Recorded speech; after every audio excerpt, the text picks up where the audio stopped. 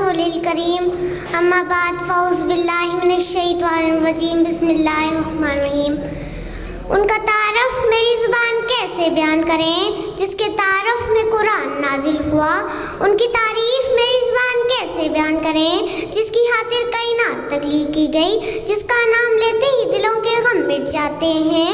नामे मोहम्मद से खुशबूए वफ़ा आती है, नामे मोहम्मद से खुशबूए वफ़ा आती है।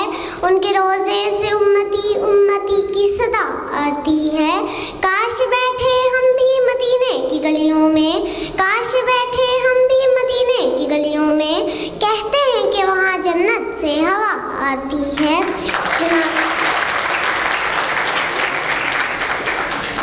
जनाबे सर, आपका खानदान आपके परदादा हाशिम की निस्बत से हाशमी खानदान कहलाता है। आप सल्लल्लाहु अलैहि वसल्लम मक्का मुकरमा में शब बनी हाशिम के अंदर मौसम बहार में पैदा हुए। ये पीर की सुबह थी और रबीउल अव्वल की 9 और कहा जाता है कि 12 तारीख थी। जनाबे आला, जब आप पैदा हुए तो आपकी वालदा के जिस्म से एक नूर निकला जिससे मुल्क शाम के महल रोशन हो गए। फिर आपकी वालदा ने आपके दादा के पास आपकी पैदाइश की खुशखबरी पहुंचाई। आपके दादा शादा फरहां तशरीफ लाए और आपको खाना कबा में ले जाकर अल्लाह ताला से दुआ की और शुक्र अदा किया और आपका नाम मोहम्मद रखा कि मोहम्मद से वफा तूने तो हम तेरे हैं, कि मोहम्मद से वफा तूने तो हम तेरे हैं। ये जहां चीज है क्या लहो कलम तेरे हैं।